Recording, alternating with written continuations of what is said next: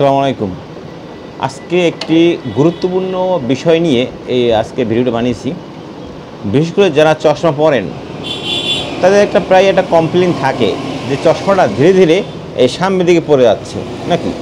আপনি অনেক দেখবেন পেশেন্ট যারা চশমা পরেন হাঁটে, অনেকেই দেখবেন এখানে পড়ে রয়েছে। বিশেষ করে স্কুল বা কলেজগামী মেয়েদের বিশেষ করে দেখবেন এরকম হয়ে রয়েছে, এরকম হয়ে রয়েছে। এই যে হয়ে থাকার কারণটা কী? পেশেন্ট আমার দোকানে যখন আসে তখন বলে একটু এই ফ্রেমটা না বলে চাপাইয়ে দেন, এভাবে চাপাই দিতে বলে। আচ্ছা, চাপাই দেওয়ার পরেও কোনো থাকতেছে না ওটা। আমি যদি এই চাপাই দিলাম, এই পড়লাম, তো এইখান থেকে কানে কিন্তু ফাঁক আছে, দেখছেন এই কতটা গ্যাপ। এই গ্যাপের কারণে ধীরে ধীরে সে আস্তে বের পড়ে যায়।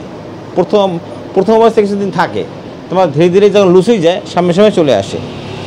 এটা করতে হবে কি, সবাই একটা জানার একটা সমস্যা আছে, মানে বুঝতে পারে না জিনিস আসলে কী।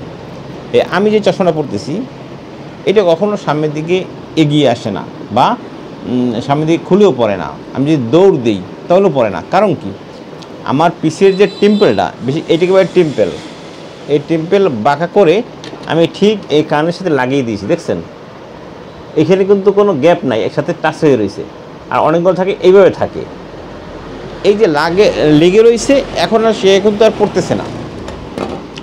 এটা কিন্তু আমি দেখছি যে অনেক পেশেন্টের একটা কমপ্লেন। এখন তো আপনার বিষয়টা ক্লিয়ার হয়েছে। ওটা ভাঁজ করে অবশ্যই হিট দিয়ে, ওটা প্রথম কি হিট দিয়ে ভাঁজ করে ঠিক কানের সাথে লাগিয়ে দিতে হবে, এইভাবে লাগিয়ে দিতে, তাহলে কিন্তু আপনি এটা সামনে আর পড়তেছে না, লুজ কিন্তু কানে পড়বে না। আর যদি আমরা কানের এখান থেকে এইটা ভাঁজ করে না দিই, এই জিনিসটা যদি ভাঁজ করে না দিই, এর স্ট্রেট থাকে, তাহলে আপনি যতই এখন চাপিয়ে দেন না কেন এটা কিন্তু আর ক্ষতিকর। বেশি চাপাতে গেলে আপনার এই ভেনে টাচ হয়ে লক হয়ে যাবে, রক্ত চলাচল বন্ধ যেতে পারে, এটা আপনার আমার ক্ষতি হতে পারে। ধন্যবাদ সবাইকে যারা আজকে আমার এই ভিডিওটি দেখেছেন। যদি আপনি একটু উপকার পেয়ে থাকেন অবশ্যই আমার ভিডিওটি শেয়ার করতে পারেন। ধন্যবাদ সবাইকে। আসসালামু আলাইকুম।